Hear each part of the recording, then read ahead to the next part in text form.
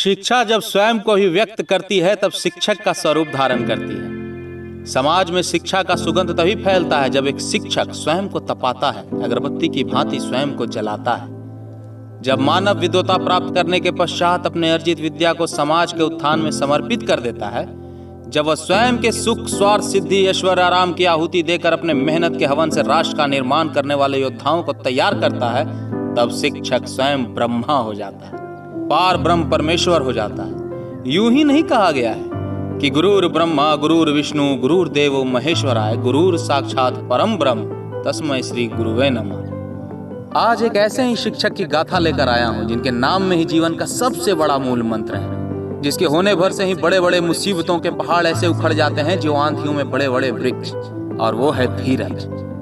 आज आपको बताऊंगा धीरज सर के जीवन और उनके कार्य के संबंध में, जिनके भौतिकी के ज्ञान से न जाने कितने छात्र छात्राएं आज सफलता की ऊंचाइयों को छूते हुए अज्ञान के गुरुत्वाकर्षण से द्रुत गति से दूर निकल चुके। अररिया से 30 किलोमीटर दूर पोठिया गांव में जन्मे धीरज कुमार ने अपनी प्रारंभिक शिक्षा सरकारी स्कूल से ही हिंदी माध्यम से पूरी की।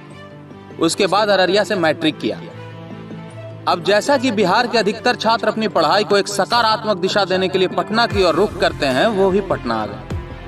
लेकिन कब पढ़ते पढ़ते उनके हृदय में पढ़ाने की अनंत कामना उत्पन्न हो गई, ये शायद नीति को ही ज्ञात था। उनके जीवन का एकमात्र लक्ष्य बन गया था पढ़ाना। अत्यंत मेधावी एवं मेहनती होने के बाद भी उन्होंने किसी प्रतियोगिता परीक्षा में हिस्सा नहीं लिया और छात्रों को पढ़ाने के अपने लक्ष्य में उन्होंने पटना, बख्तियारपुर और हिलसा को एक कर दिया। शिक्षा ने अपना स्वरूप चुन लिया था। वो धीरज सर के कंधे पर बैठकर उन बच्चों तक पहुंचने लगी थी जो अभाव के अंधेरे में शिक्षा की एक हल्की सी रोशनी की प्रतीक्षा में ऐसे बैठे थे जैसे चातक पक्षी स्वाति नक्षत्र की बूंदों की प्रतीक्षा में बैठा रहता है। समय बीतता गया और फिर विश्व में ऐसा भयावह समय आया जिसने हर संभव गति पर विराम लगा दिया। कोरोना का प्रकोप शिक्षा पर भी कहर बनकर टूटा। स्कूल, कॉलेज, कोचिंग सब बंद हो गए। धीरज सर ने देखा उनके गाँव के बच्चे नशे की चपेट में आ रहे थे, पीढ़ी गर्त में जा रही थी।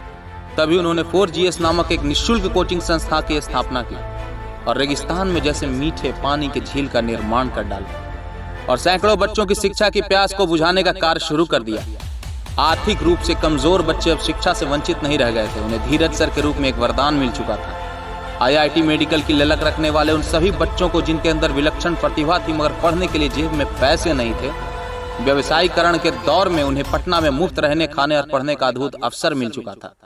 कहते हैं कि अगर वातावरण सही न मिले तो पौधे मुरझा जाते हैं, भले बीज कितना भी स्वस्थ हो, और धीरज सर ये बात बखूबी समझते थे। इसीलिए उन्होंने पढ़ाई का माहौल तैयार किया। बच्चों की मेधा को मापने के लिए एडमिशन टेस्ट किए और उन बच्चों का चयन किया जिनके अंदर शिक्षा की चिंगारी पनप रही थी। 85% अंक हासिल करने वाले बच्चों को 100% फीस वापस कर दिया गया और अब एक ऐसे संसार के निर्माण की नींव रख दी गई थी जिसके गोद में ज्ञान और निर्माण नित नए आयाम गढ़ने लगा था।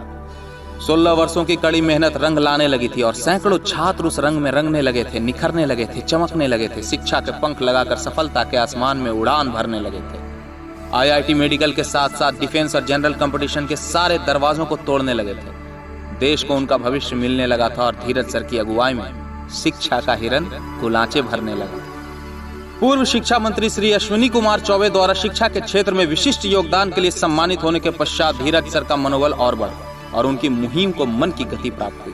आज बिहार की धरती जिसने एक से बढ़कर एक शिक्षक दिए, जिसमें चाणक्य, अनंत कुमार, अभयानंद जैसे रत्न हुए, उसी कड़ी में धीरज सर एक नायाब हीरा बनकर उभरे।